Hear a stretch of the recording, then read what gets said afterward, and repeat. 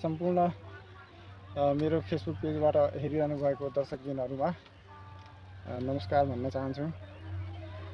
पछिल्लो भिडियोमा मैले बनाएको यो बोडीको टर्नेल बोडी फर्ने र आज बनाउँदैछु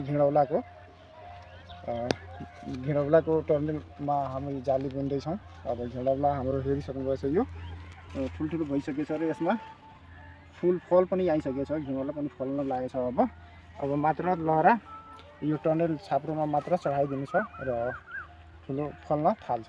त्यस्तै मैले पछिल्लो भिडियो बनाएकोमा धेरै साथीहरूको माया र यसले आयो। धेरै साथीहरूले प्रत्यक्ष र अप्रत्यक्ष रूपमा पनि मलाई धेरै राम्रो भिडियो छ भनेर भन्नुभएछ साथीहरूले, अनि भिडियो पनि धेरै मन पर्यो उहाँहरूलाई।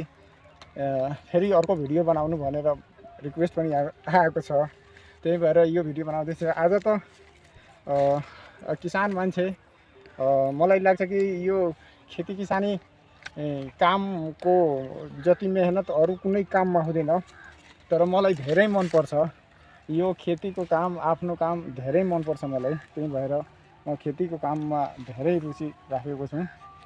अनि तपाईहरूलाई सँगसँगै यो मैले माटो यो सबै सर्टहरूमा प्यान्टहरूमा लगाएको यो आफ्नो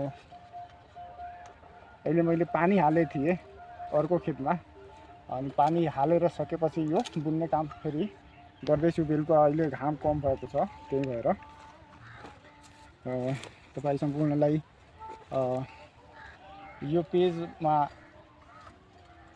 पेजलाई फलो गरेर लाइक कमेन्ट सेयर यो भिडियोलाई गरिदिनु हुनको लागि साथीहरूसँग अपिल पनि गर्दैछौँ। किनभने कि यो भिडियो सायद म जस्तै कुनै किसानले हेऱ्यो भने एउटा सिप जस्तो हुन्छ, उहाँको लागि रोजगारीको सिर्जना हुन्छ र उहाँ यो भिडियो मार्फत सिक्न सक्नुहुन्छ।